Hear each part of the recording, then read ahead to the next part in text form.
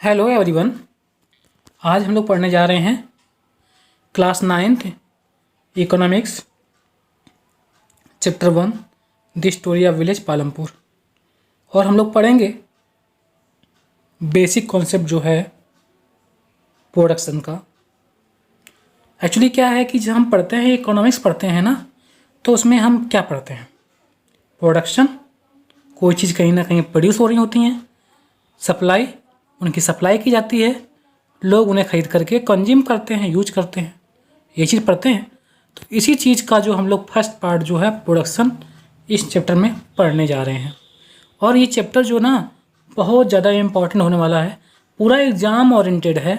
सारे फैक्ट्स जो एग्ज़ाम में आते हैं इसमें शामिल किए गए हैं और इसमें सारा जो कॉन्सेप्ट है चैप्टर का पूरा आपको कंफर्म हो जाएगा, समझ में आ जाएगा।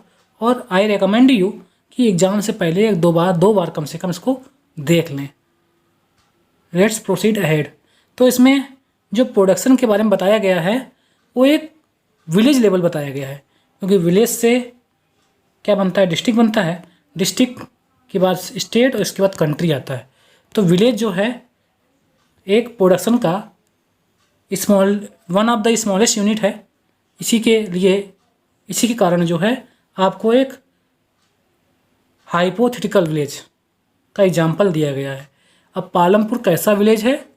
पालमपुर जो है एक हाइपोथेटिकल विलेज है। हाइपोथेटिकल मीन्स केवल इमेजिन किया हुआ, कोई रियल का विलेज ऐसा अवेलेबल नहीं है। ताकि आप ये जो प्रोडक्शन का कॉन्सेप्ट है अच्छी तरह समझ पाओ, इसलिए जो है इस विलेज का एग्जाम्पल आपको दिया गया है। जो पालमपुर है एक तरह का मॉडर्न विलेज है और अपने नेबरिंग विलेजेस से कनेक्टेड है, अपने टाउन से कनेक्टेड है और रोड से कनेक्टेड है ना। रायगंज, शाहपुर आपने देखा ही है, रोड से कनेक्टेड है, ऑल वेदर रोड से कनेक्टेड है, पक्की रोड से कनेक्टेड है। तो और इस विलेज में जो प्रोडक्शन की जो एक्टिविटीज़ होती हैं वो क्या हैं? फार्मिंग एक्टिविटीज़ हैं और नॉन फार्मिंग एक्टिविटीज़ हैं। अब हमारे एग्ज़ाम के लिए जो चीज़ें इंपॉर्टेंट हैं वो 3 जो थिंग्स हैं इसमें देखेंगे इस चैप्टर में।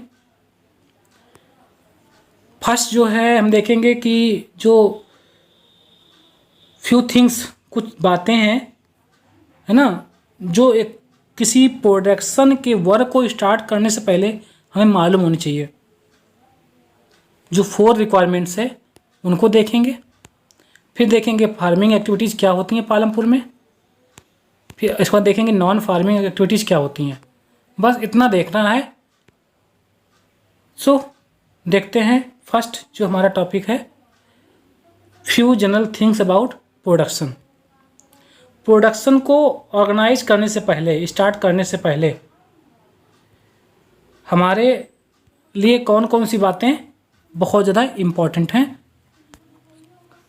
उनको देखेंगे, जिनकी हमें रिक्वायरमेंट पड़ती है। तो जो फर्स्ट चीज़ है प्रोडक्शन स्टार्ट करने से पहले, अगर हमें प्रोडक्शन स्टार्ट करना है तो हमारे पास क्या होना चाहिए? रिक्वायरमेंट जो है land and other natural resources होने चाहिए। लैंड, अगर आपको कोई मिल लगानी है, फैक्ट्री लगानी है, तो ज़मीन तो होनी चाहिए। और ज़मीन में जो भी फैक्ट्री में जो भी चीज़ें बनानी है आपको, तो उसके लिए जो है आपको मिनरल्स या फिर वाटर या फिर फॉरेस्ट से ट्रीज वगैरह कुछ ना कुछ को काम आएंगे ना। वो चीज़ें प्रोडक्शन के लिए रिक्वायरमेंट होंगी। तो जो फर्स्ट रिक्वायरमेंट है land and other natural resources, water, forest, minerals. Second जो रिक्वायरमेंट है लेबर। भाई प्रोसेस करने के लिए, प्रोडक्शन को करते रहने के लिए कई लेबर चाहिए होगा ना। कुछ तो हाईली एजुकेटेड लेबर से काम होगा, स्किल्ड ट्रेंड पर्सन होंगे, उनसे काम होगा। कुछ वर्क जो है उन लोगों से हो जाएगा जो कॉमन लेबर्स हैं, जो मैनुअल वर्क करते हैं, जो हाथ फिजिकल वर्क करते हैं, उनसे हो जाएगा। तो लेबर चाहिए ही होगा। इसके बाद जो पूंजी लगेगी, कैपिटल लगेगी, अब ये कैपिटल जो है टू फॉर्म में होती है ना, working capital and fixed capital. जो हमारी पूंजी लगती है, पैसा लगता है, मेहनत लगती है, जो physical capital and physical capital क्या होता है, बहुत ही एग्जाम के लिए इम्पॉर्टेंट है। Variety of inputs required at every stage for production. अगर प्रोडक्शन हमने स्टार्ट किया है तो जो भी चीज़ें इसमें लगेंगी फिजिकल, है ना, उन्हें हम क्या बोलेंगे, फिजिकल कैपिटल बोलेंगे। इसमें क्या लगेगा, बिल्डिंग लगेगी, बिल्डिंग के अंदर क्या लगेगा, रॉ मटेरियल लगेगा, मशीन्स लगेंगी, मनी लगेगा।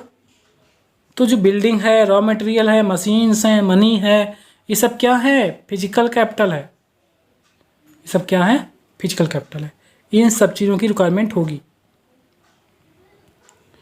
तो इन फिजिकल कैपिटल को 2 पार्ट में डिवाइड किया गया है, वर्किंग कैपिटल और फिक्स्ड कैपिटल।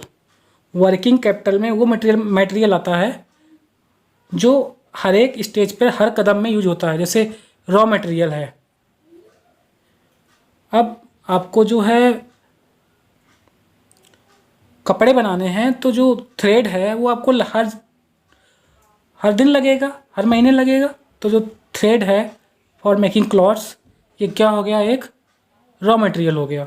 और जो लोग थ्रेड से कपड़े बना रहे हैं, क्लॉथ्स बना रहे हैं, लेबर लोग या पर्सन, उनको पैसे देने पड़ेंगे, मनी। वो मनी भी पर डे या पर वीक या पर मंथ लगेगा। तो जो चीज़ बार बार लगती है उन्हें क्या बोलते हैं, वर्किंग कैपिटल बोलते हैं, हर स्टेज पे लगती है। और जो चीज़ आपने एक बार खरीद ली कंपनी में, जैसे टूल्स हैं, मशीन्स हैं, या बिल्डिंग बनवा दी आपने, वो सब क्या होगा, वो होगा फिक्स्ड कैपिटल। तो एग्ज़ाम में क्वेश्चन आता है डिफरेंस करने के लिए वर्किंग कैपिटल में और फिक्स्ड कैपिटल में। I hope you all could understand. Next जो है 4th नंबर पर जो चीज़ रिक्वायरमेंट होती है, दैट इज़ ह्यूमन कैपिटल। अब फैक्ट्री को चलाने के लिए जो पर्सन है उसके पास एक्सपीरियंस, नॉलेज या फिर उसके पास हेल्थ, ये सब उसकी अच्छी होनी चाहिए। तो अगर किसी के पास स्किल्स हैं, नॉलेज है, ट्रेनिंग है और उसके पास जो है वह पर्सन हार्ड वर्किंग है, उसकी हेल्थ अच्छी है, तो ऐसा पर्सन जो है क्या होगा, ह्यूमन कैपिटल होगा। और वो सबको ऑर्गेनाइज करेगा, किसको, लैंड, लेबर और फिजिकल कैपिटल को ऑर्गेनाइज करेगा और प्रोडक्शन करेगा। जो कंपनी का मालिक है, जो ऑनर है कंपनी का, उसने जो कंपनी खड़ी की है, तो वो क्या हो गया, एक तरह से ह्यूमन कैपिटल हो गया, क्योंकि उसको ज़मीन को भी देख रहा है, वो लेबर्स को भी देख रहा है, और physical capital, raw material, money सबको देख रहा है, सबको मैनेज कर रहा है। यस, तो ह्यूमन कैपिटल। तो 4 चीज़ें बहुत ज़्यादा ज़रूरी होती हैं किसी प्रोडक्शन को स्टार्ट करने के लिए। यस, तो इन चारों चीज़ों को कलेक्टिवली हम लोग क्या बोलते हैं, इन चारों चीज़ों को जो कलेक्टिवली जो है हम लोग क्या बोलते हैं, हम लोग बोलते हैं factors of production. Factors of production बोलते हैं। तो नेक्स्ट जो टॉपिक है वही है फैक्टर्स ऑफ प्रोडक्शन। तो जब हम पहले हमने बताया आपको कि चीज़ों को जो हम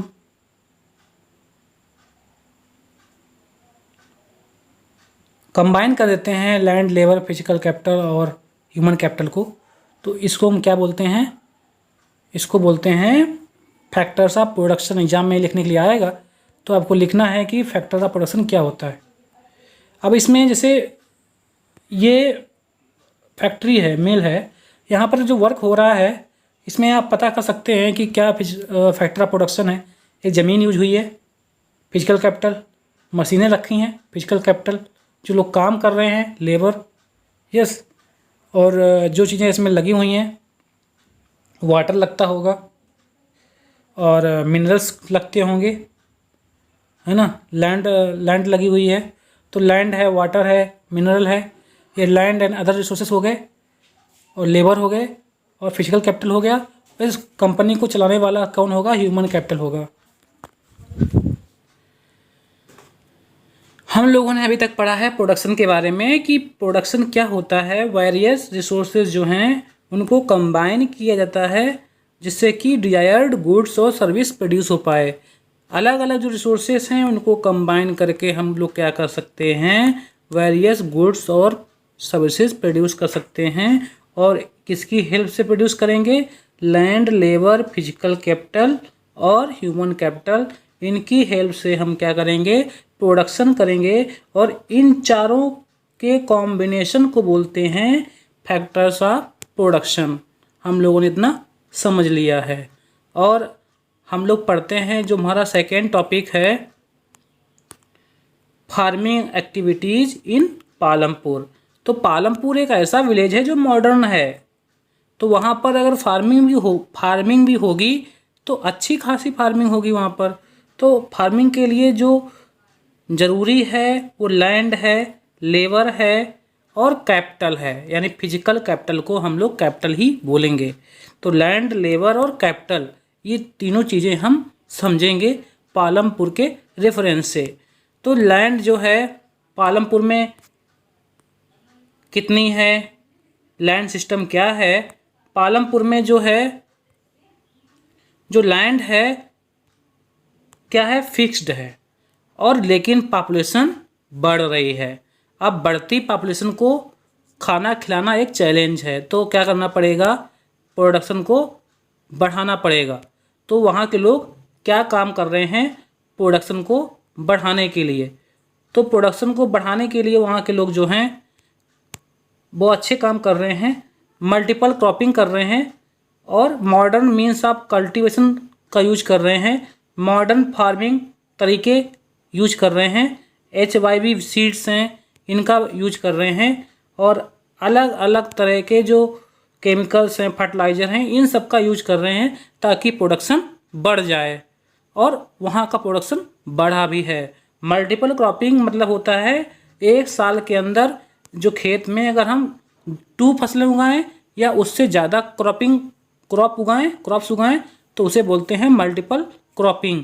और मॉडर्न मीन्स जो कल्टीवेशन है उसका मतलब ये है कि आज कल जो तौर तरीके हैं फार्मिंग के उनको यूज करके हम फार्मिंग करें, जैसे फर्टिलाइज़र वगैरह यूज करें, केमिकल यूज करें, high variety of seeds use करें, मॉडर्न मशीनरी यूज करें, कैनल से वाटर इरिगेशन करें, ट्यूबवेल से इरिगेशन करें, है ना, इलेक्ट्रिसिटी का यूज करें।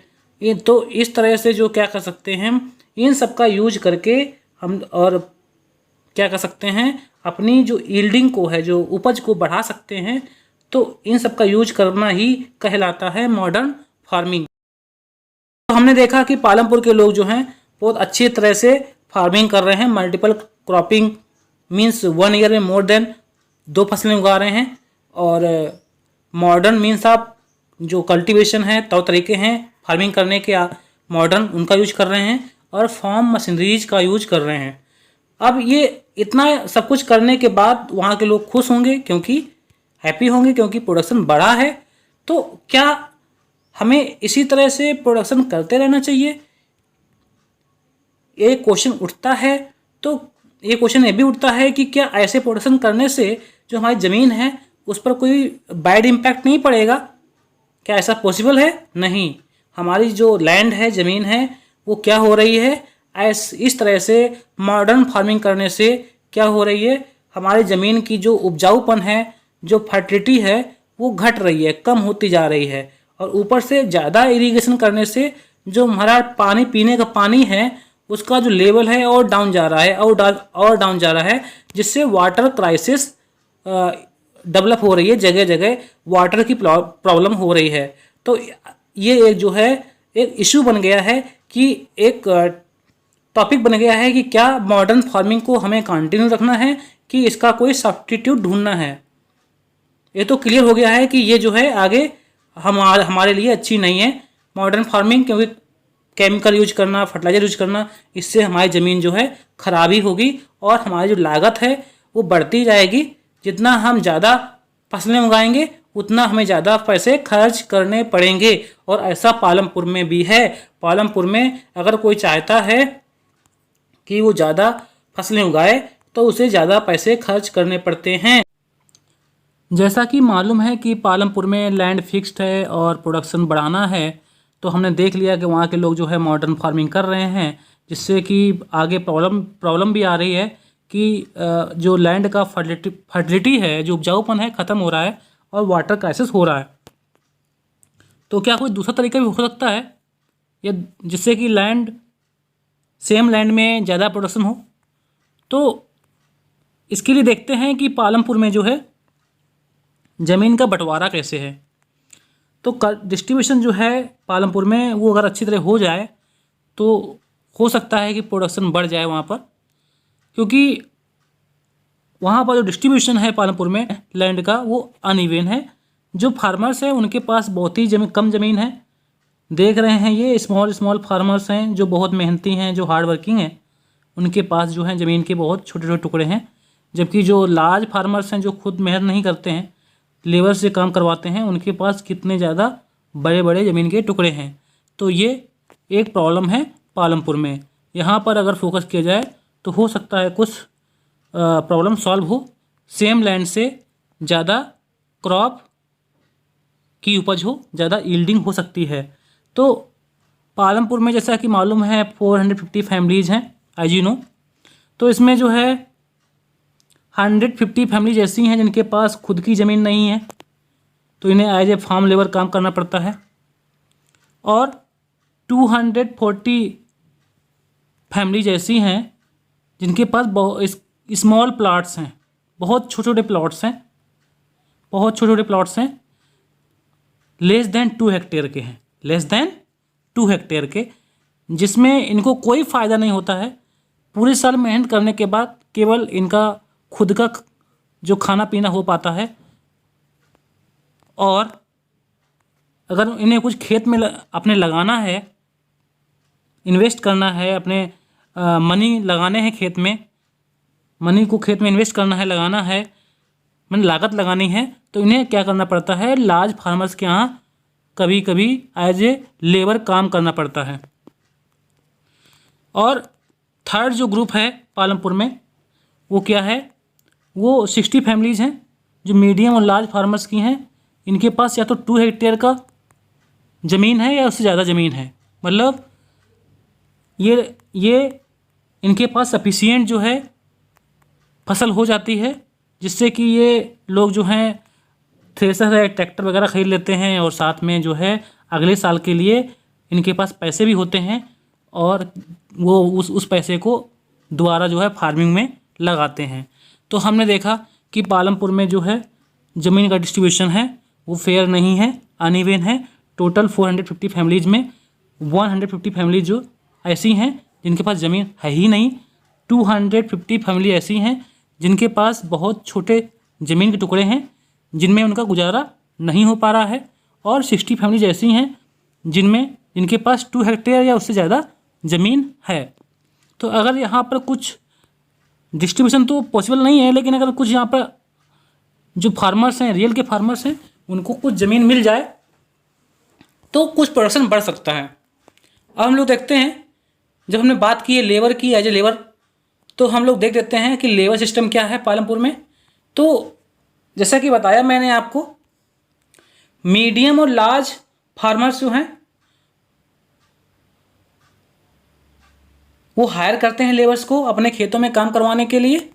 और कौन से लोग एज ए लेबर काम करते हैं, जिनके पास ज़मीन नहीं है, जो लैंडलेस हैं वो लोग, और वे लोग पालमपुर में जो बहुत छोटे फार्मर्स हैं, यस, जिनके पास लेस देन 2 हेक्टेयर ज़मीन है और उनका गुजारा उससे नहीं हो पाता है उस ज़मीन से, और इवन लागत लगानी पड़ती है तो उनके पास पैसे नहीं होते हैं, उस लागत के लिए उन्हें मजदूरी करनी पड़ती है लार्ज फार्मर्स के यहाँ। तो ऐसे लोग क्या होते हैं, एज ए लेबर वर्क करते हैं। और ये सारे एग्जाम में क्वेश्चन पूछे जा सकते हैं कि कौन से ऐसा ग्रुप है पालमपुर में जो एज ए लेबर काम करता है? तो फ्रॉम लैंडलेस फार्मर से लोग आते हैं और फ्रॉम स्मॉल फार्मर से लोग आते हैं। और कौन से लोग ऐसे हैं जो लेबर हायर करते हैं? तो लार्ज फार्मर हैं और मीडियम फार्मर्स हैं। तो ये एक लेबर सिस्टम हो गया। अब हम देखते हैं कि जो मनी है, ये मनी का क्या होता है पालमपुर में। भाई ये हमने देखा कि जो जिनके पास अब खेती नहीं है तो वो money as a labour work करते हैं और अपनी लाइवलीहुड चलाते हैं, है ना, अपनी रोजी रोटी चलाते हैं उस पैसे से। जो स्मॉल फार्मर्स हैं वो एज ए लेबर वर्क करते हैं तो वो अपने लागत लगाते हैं अपने खेतों में। और जो लार्ज फार्मर्स हैं, मीडियम फार्मर्स हैं, उनको काफ़ी बेनिफिट होता है क्योंकि और उनके पास काफ़ी अमाउंट में जो वीट है, जो क्रॉप है, जो प्रोडक्शन है वो बच जाता है और वो जाकर के मार्केट में बेच आते हैं जाकर के, और उससे वो जो है मशीनरीज है वो खरीदते हैं या फिर बैंक में जमा कर देते हैं या फिर जो है कोई शॉप वगैरह रख लेते हैं। तो जो मॉडर्न फार्मिंग है उसमें आपको मालूम ही है कि जितना ज़्यादा लागत लगाएंगे उतना ज़्यादा फसल होगी। तो सबका जो मोटो है, टारगेट यही रहता है कि जितनी खेत में लागत आने वाली है उतने पैसे की व्यवस्था कर ली जाए। जो बहुत छोटे फार्मर्स होते हैं उन्हें तो उधार लेना पड़ता है या फिर उन्हें एज ए लेबर काम करना पड़ता है। दूसरे लोग जो हैं, जो थोड़े बड़े फार्मर्स हैं, मीडियम फार्मर्स हैं, वो क्या करते हैं, उनके पास खुद की सेविंग होती है।